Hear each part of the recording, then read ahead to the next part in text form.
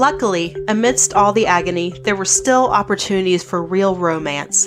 Just as in free society, enslaved men and women engaged in courtship. An excerpt from the 1895 edition of The Southern Workman states, quote, "Instances were not few where the black knight laid down his life in defense of the honor of his lady love, but of course milder proofs of worthiness were the rule." Unquote. Almost every plantation had an experienced and respected old slave who advised young men on how they should go about wooing the women they fancied. Let's talk about marriage.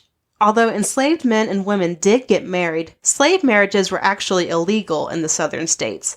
It was not uncommon for couples to be separated by their masters through one or both partners being sold to new owners. Despite marriage being illegal, many owners still encouraged their slaves to have monogamous relationships. They figured that having strong family ties would make their slaves less rebellious for fear of bringing harm to their family members. It would also make adults less likely to run away. Some enslaved men and women were not even allowed to choose their own sexual partners, as was the case with slave breeding. Most slaveholders encouraged breeding by ensuring that women had access to a mate, even if it meant purchasing additional slaves or allowing enslaved men from other plantations to visit. It should be noted that not all enslaved peoples were forced to take a mate, and not all slaves went along with their masters' matchmaking attempts. However, some did follow the wishes of their owner, since the majority of enslaved people did wish to marry and have families of their own. Some owners hurried women into having children by capitalizing on attraction that already existed between young couples. If two slaves showed even mild interest in each other, their owner could proactively nudge them toward marriage by granting them permission to wed.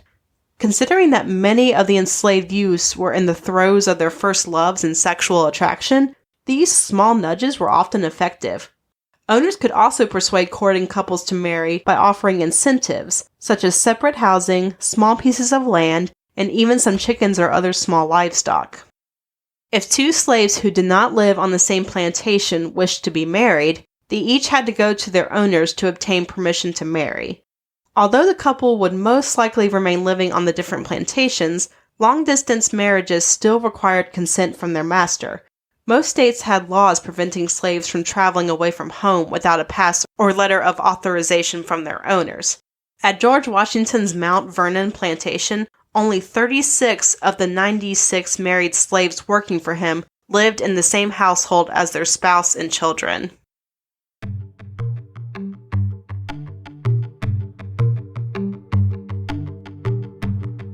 A master's control over both spouses greatly influenced the dynamics of the marriage relationship. Among other things, it greatly reduced the black male's potential for dominance over his wife. Since marriage between enslaved couples was not legally recognized, they also held no joint property in common. Slaveholders could own and sell entire families of slaves. They could also decide to sell families or individual family members for a profit as punishment for disobedience or to pay debts. A study of slave records by the Freedmen's Bureau of Slave Marriages in Mississippi, Tennessee, and Louisiana estimates that over 32% of marriages were dissolved as a result of masters selling slaves away from their families. Some sources indicate that there were laws preventing enslaved mothers and their children from being separated. Sadly, it happened all the time.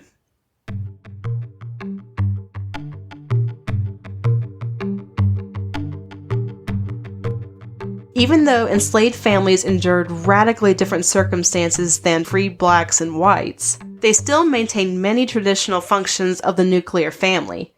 Parents put much time and care into the raising of their children, training them for various jobs and teaching them moral values. Parents were able to help their children understand their situation as slaves, as well as providing them with the love and self-worth that adults could not receive from their masters. The family unit was an important coping mechanism for those who were enslaved. Surrounded by family in private quarters, fathers who had to be submissive in the fields could express their true feelings about their situation. Parents could be openly loving to their children in private, and family members could raise each other's spirits. After the Civil War, separated couples went through great lengths to track each other down. They sent letters to government agencies and various churches to try to reconnect with their families. Marriage was one of the first civil rights that African Americans were able to exercise. There were stories about the Union Army being overwhelmed by the number of people trying to get married. At the same time, many African Americans did not like the idea of legalizing their marriages.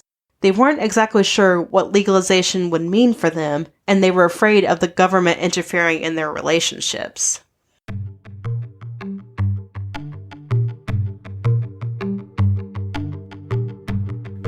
Due to labor segregation by sex and the frequency with which enslaved men were sold, women were often left to raise their children alone.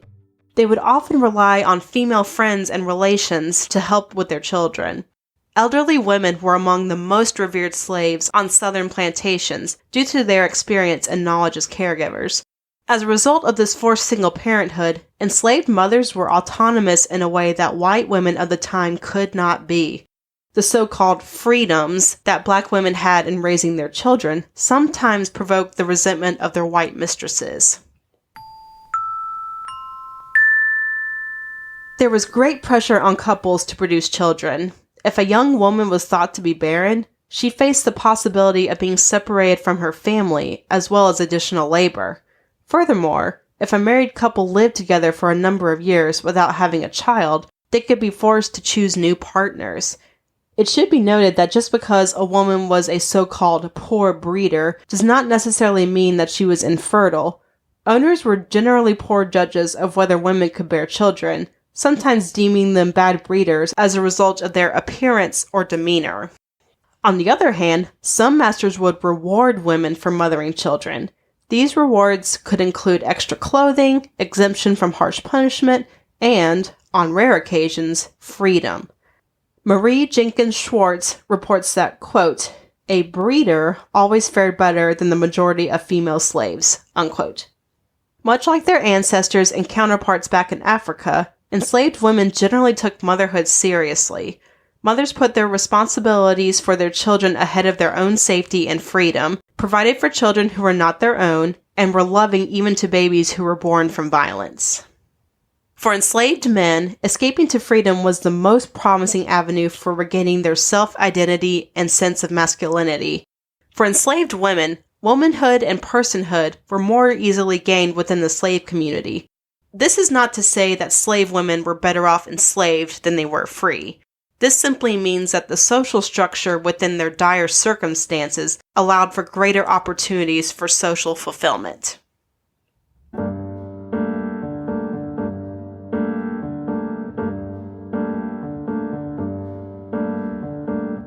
As we bring this episode to a close, I want to take a moment to honor and acknowledge the millions of men, women, and children whose lives were torn apart by slavery. It's easy for us to distance ourselves from the realities of the slave trade just by focusing on facts and figures and anecdotes. But I never want us to forget the humanity that is at the heart of this topic. These were real people who suffered and persevered through unthinkable hardships. They were heroes, and their memory deserves our respect.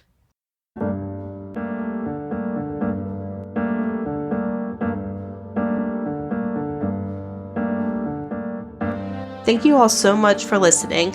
Be sure to check out the Salacious History page on Facebook and follow us on Twitter.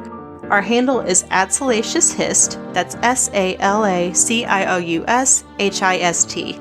If you enjoyed today's episode, please consider leaving a rating and review on Apple Podcasts. It really helps to get the word out about the show. This podcast is researched, written, recorded, edited, produced, and marketed all by me. So please, show me some much-needed love and support by partnering with me on patreon.com. If you have questions, corrections, or ideas for future episodes, you can email me at salacioushistory@gmail.com. I'm Sarah Duncan. See you next time.